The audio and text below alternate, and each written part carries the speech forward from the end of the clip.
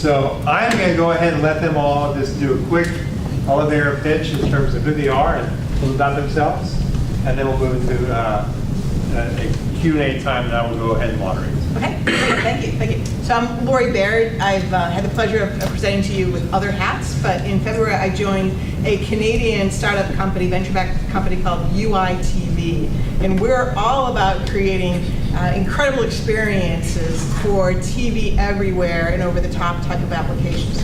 But think game engine meet video. So we'll talk a little bit more about that, but this is a very big change from the templatized version of seeing content. And one of the things I want to talk about as we move forward is there's a lot of money to be made, and it's not just it's not the YouTube approach for conventional media companies to get engagement across all platforms, and it's not hard, especially if you come and use us. Thank you. Hi, can you hear me? I'm Cathy Farr. I'm the Senior Director for Mobile at CNN. I've been there for about 6 years. I am not as advertised. Racheneur was supposed to be here, so I'm not a tall Indian man. I am a tall American woman. So I do apologize a little bit. I'm not an OTT expert. I know a lot about mobile, and I know a lot about video, so if there's some specific OTT things I might have to pass and let somebody else answer that, just to kind of set the stage. I've been in mobile since day one of my career. My very first job was the receptionist at Bell South International down at 1100 Peachtree Street. I still know my pitch. Thank you for calling Bell South. How can I direct your call? And at that time, we were buying licenses for cellular networks, mostly in Latin America, but kind of throughout the world, and just kind of worked my way up from there. And I distinctly remember the day that my boss was trying to explain what SMS was to me. This is how far back I go. And he's holding his StarTAC phone, and he's like, look, you tap on it. And for the life of me, I could not understand why somebody would want to do that. You've got a phone in your hand, why don't you just call them? He's like, no, it's the greatest thing. And it just was beyond me why anybody would ever want to do that. And then look at how fast that caught on. So when you think about video and the changes that we've had, particularly for a company like CNN that's historically broadcast, and the things you're talking about, how quickly video has changed, and just almost weekly new things are coming out, and it really has shifted our business at CNN. So, kind of hold on, here we go, right? So my name is McLoughlin. I've been with Comcast for 11 years, served in a lot of variety of roles, focusing mostly on product. Been in residential product as well as in Comcast business product. Been involved in some innovative products that have launched in the space with X1, Gigabit Pro, Xfinity Home, and then on the business side, we're rolling out gigabit speeds on the data side, as well as Wi-Fi Pro to really cater to our business customers. I think one thing that you'll get from this conversation is that this is a constantly evolving industry and market, and I think one thing that's really exciting about what we're doing at Comcast is embracing that change and being a part of where we're going to be going with mobile technology. Hello, good evening. My name is Pascal Racheneur. I am with Raycom Media. How many of you have heard of Raycom Media? Wow.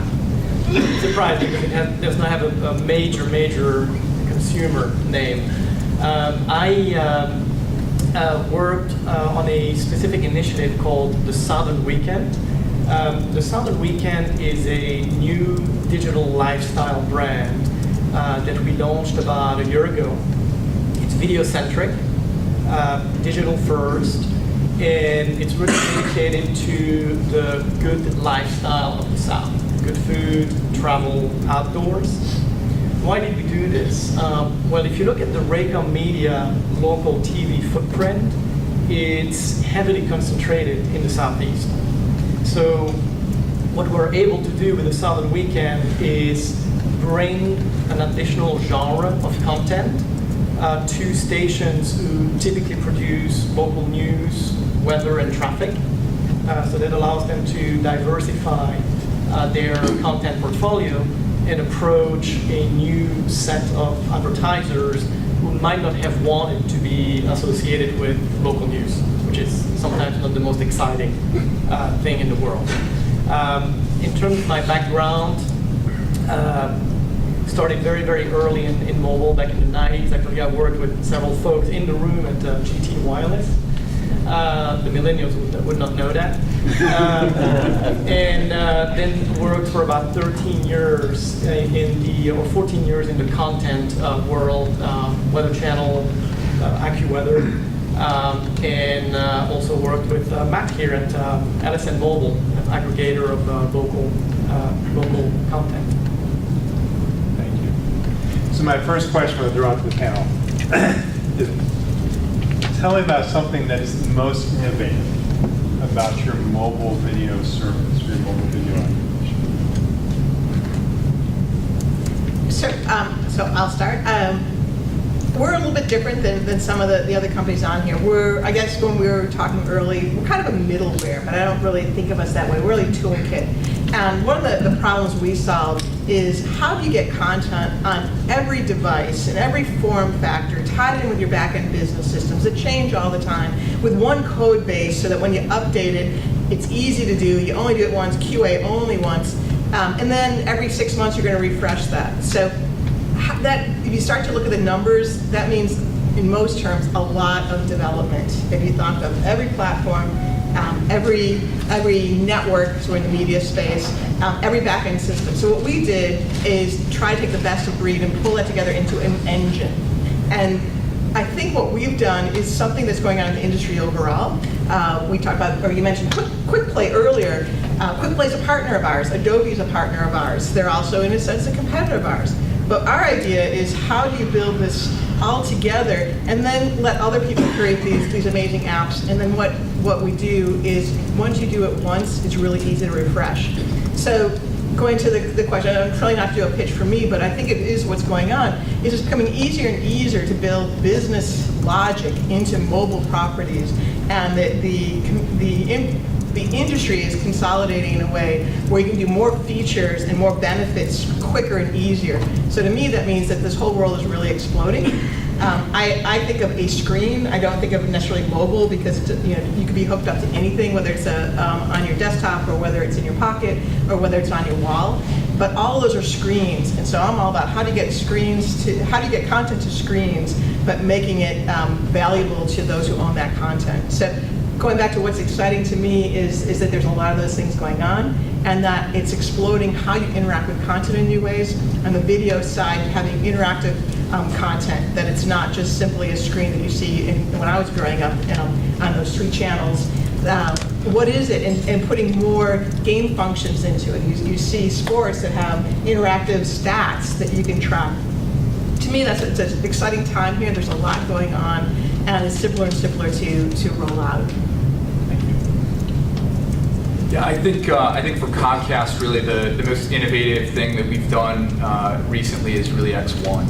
X1 is our platform to deliver a TV everywhere opportunity. An example I would give to folks that have kids can sympathize with me.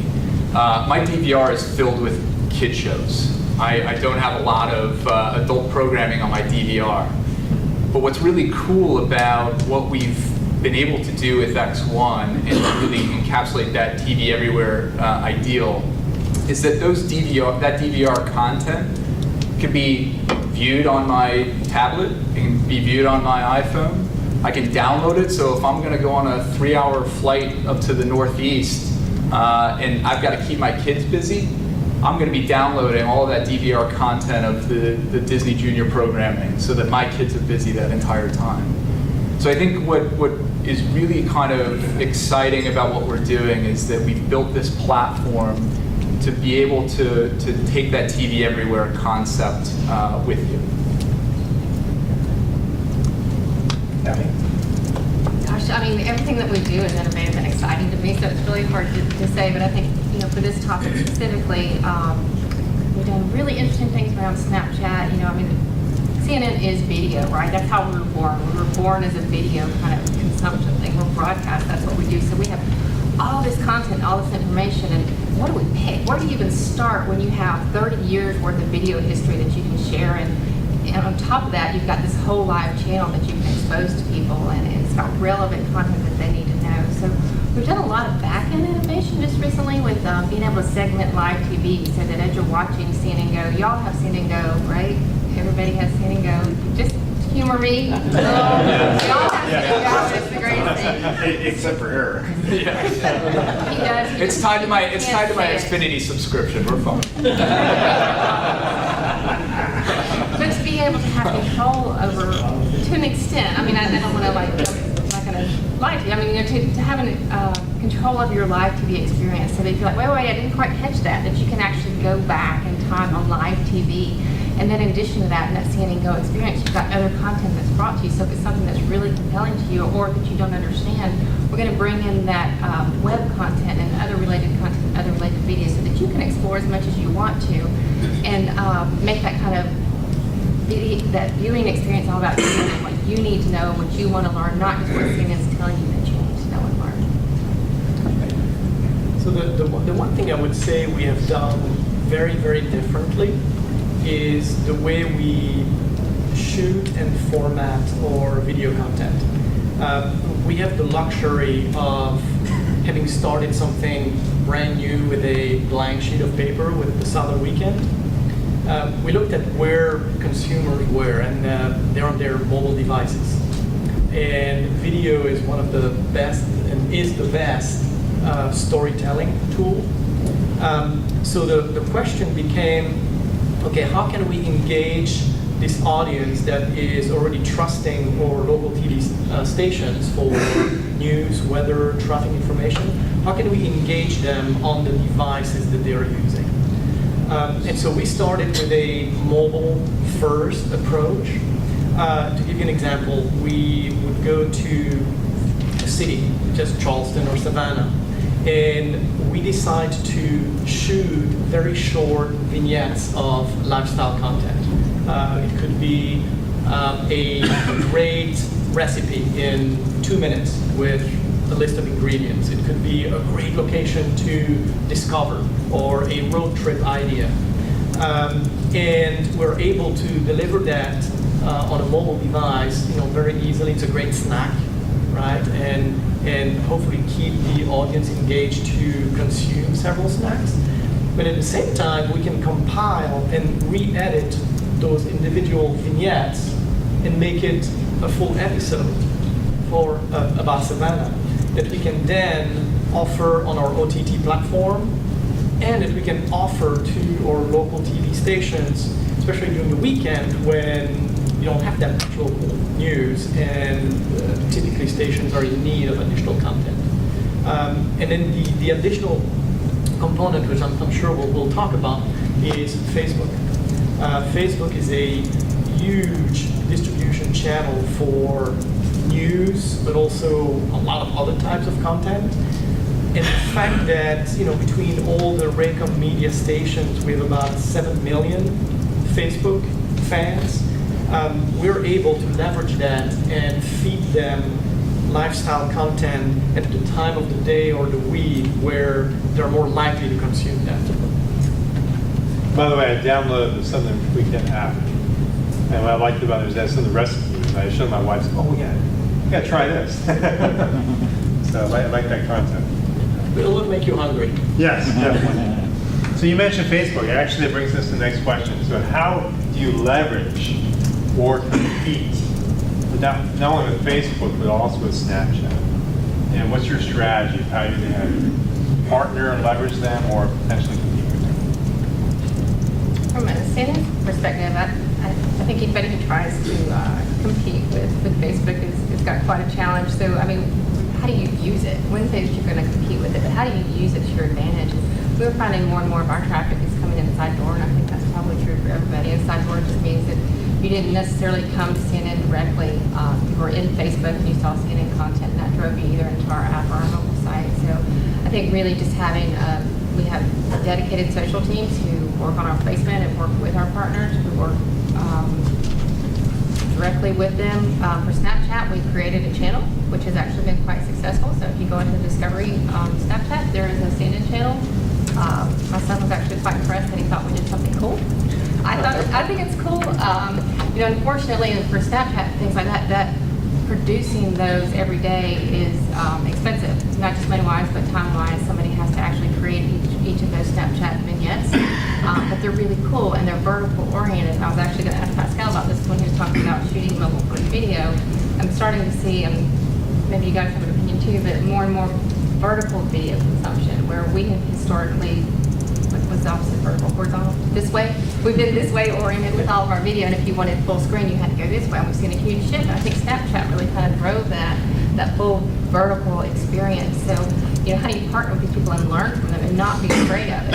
When Snapchat comes to CNN, you would kind of think that CNN would be like, that's not for us, but it is for us, and it has to be for us. And I think you have to have that willingness to try things and to make investments, and some of them are going to fail.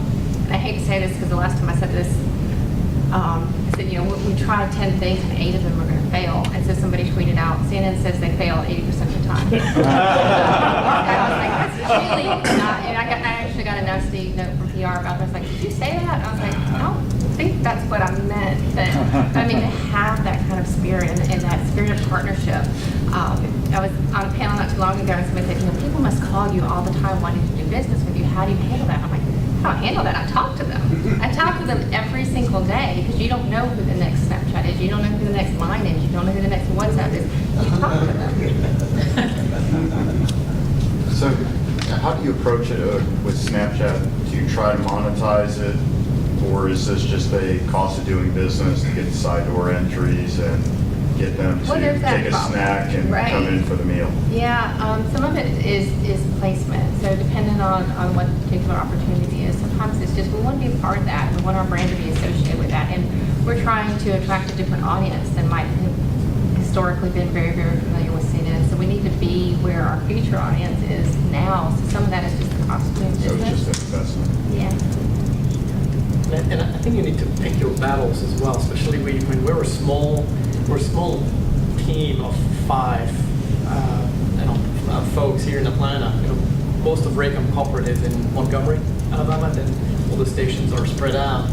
So we have to be very, very smart on what we decide to do and not do, because there is a cost to producing that content. So in our case, it has been mainly Facebook, some Twitter.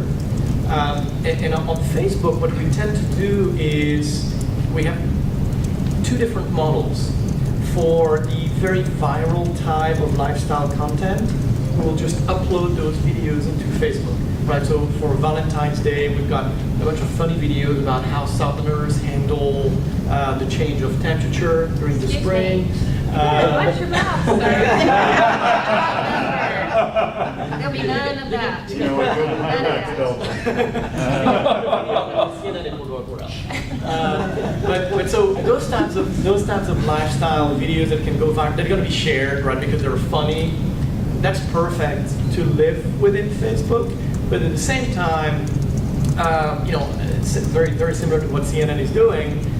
We try to use Facebook as an entry door to get our content out there, get the users to come to our own properties, be it a mobile site or a mobile app, and then really, really try to engage them using some recommendation engines to try to find the content that are most likely to consume.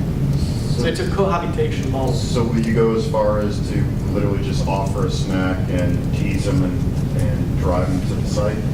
Yeah, and sometimes it's just an image with a call to action. So, You want to be careful about that, though. You can't be too teasy. I think there's a balance, right? And I wouldn't even say we don't do it right. I don't know that anybody has a clue. Please don't tweet out CNN does it wrong. But 80% of the time. You guys are my friends. There is that balance between how much information do you give and how much do you tease without teasing. You don't want to be blatant about click here for more news. Six stories in 60 seconds. Can you get away with that? Is that what you do with Snapchat? We do a lot of that actually, but that's value add. That actually is, if that's the type of content that you want to consume, because you're on